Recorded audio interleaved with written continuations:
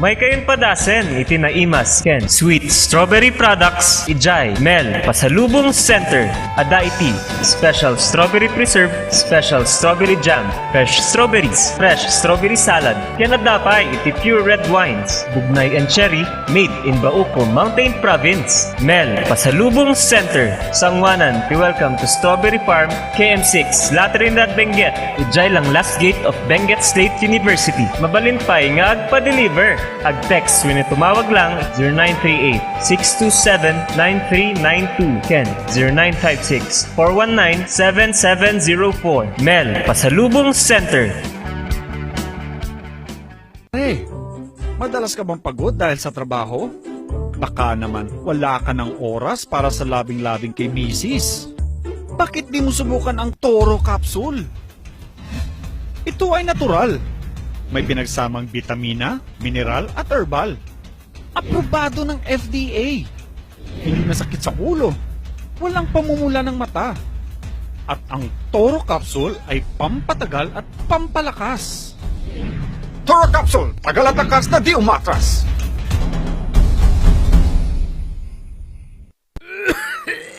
Dad, may RoboCuff tayo. Nak, mag-RoboCuff syrup na. RoboCuff! Sarap kasi! Orange flavor!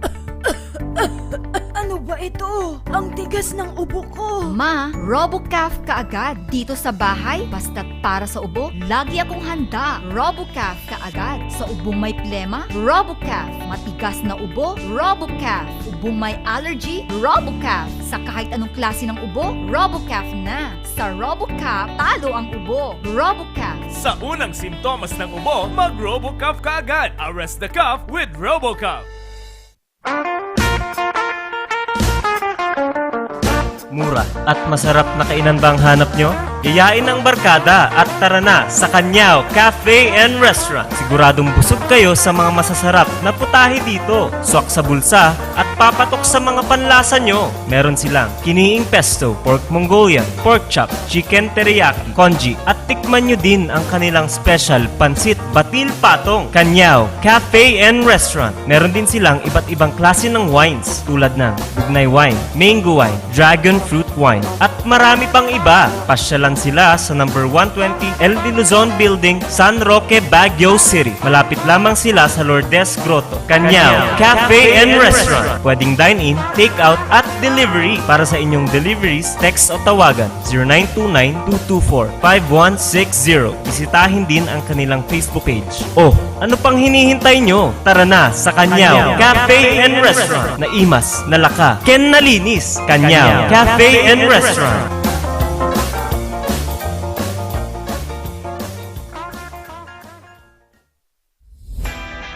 Nalaka, nga magatang ba ti masapul mo? Tara na sa Kurirang Enterprises. Dito matatagpuan ang kalidad, matibay at abot kayang presyo. Araw-araw ba namang sale dito sa Kurirang Enterprises? Meron silang cabinets, mga salamin, mga pang-opisinang upuan, tables, at marami pang iba. Kaya naman pag may nagtanong kung saan ang punta mo, sa Kurirang Enterprises. Meron din silang blankets, kitchenwares, speaker sets, at sports machines na pampaseksit pampaganda. Kaya naman kaibigan, tara na sa Kurirang Enterprises. Matatagpuan sa Abanao Street at Nagilian Road. Kaya naman kaibigan, sama-sama nating sabihin, Kurirang Enterprises. Sa panahon ngayon, dumadami na ang reasons to be stressed. Humihirap ang trabaho at lumalaki ang challenges. Kaya importante ang chill. Na kayang sabayan ang stress mo. Embassy Whiskey. Its smooth, oaky flavor helps you unwind after a long day.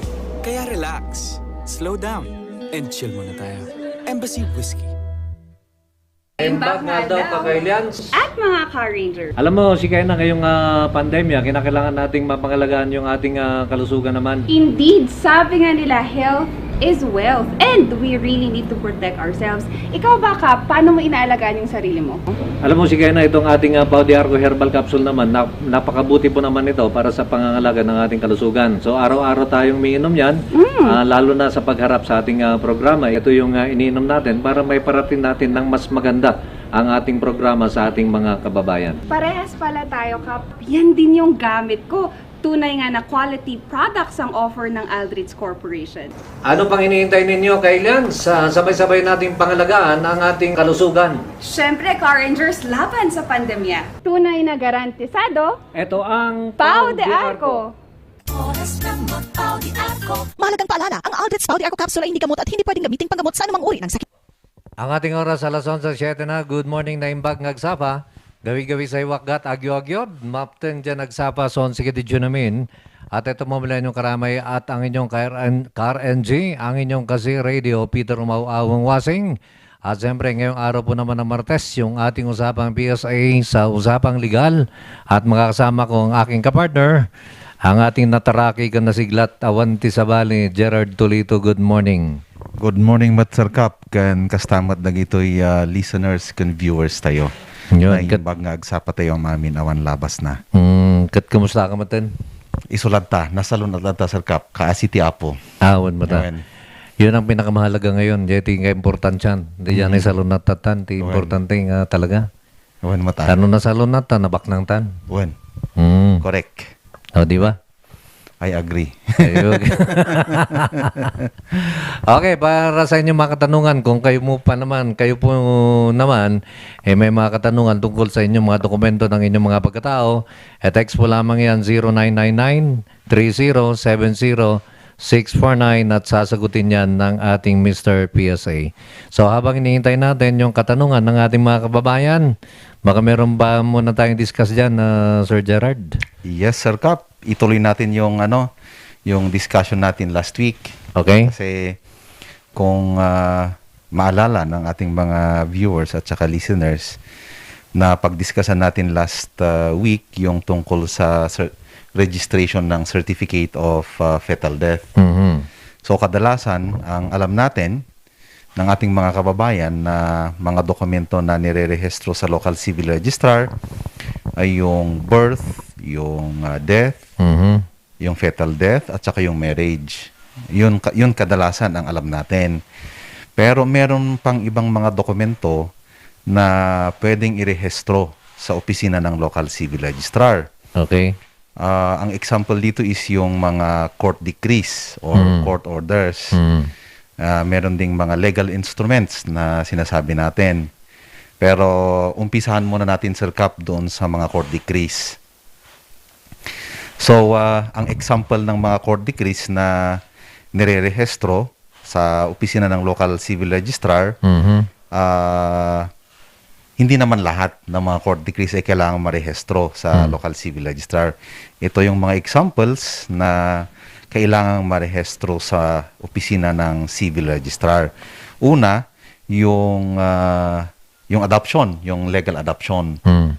So kapag lumabas na yung kautusan ng korte na ang isang tao, isang bata ay legally na ina-adopt ng isang tao or yung couple, ay kailangang marehistro yon sa opisina ng local civil registrar para magawan siya ng amended na birth certificate o yung tinatawag natin na panibagong birth certificate na ang nilalaman is yung pangalan ng adoptive parents. Okay.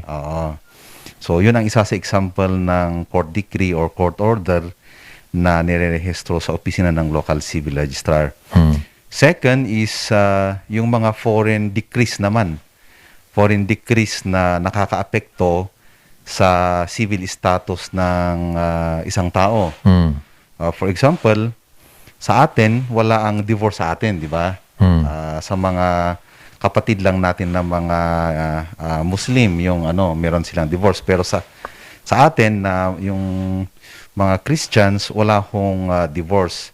Ngayon, may mga kababayan natin man, then irerehistro yung foreign decree na yon sa local civil registrar. Yon.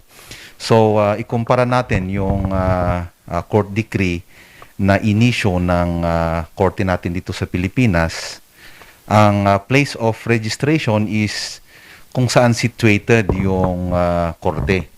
For example, kung yung Regional Trial Court or Family Court ay situated here in Baguio, yung place of registration ng court decree will be doon sa Local Civil Registry Office ng Baguio. So kung sa Trinidad naman, then doon sa opisina ng Local Civil Registrar ng La Trinidad ang place of registration. But for yung foreign decree na nasabi natin kanina, ang place of registration is doon sa opisina ng City Civil Registry Office ng Manila. Yan. So kahit na yung recognition of that foreign decree ay dito sa Baguio ginanap, ang registration pa rin ng foreign decree will be doon sa City Civil Registry Office of Manila. Okay. So yung RT decision, dito siya i-register sa Civil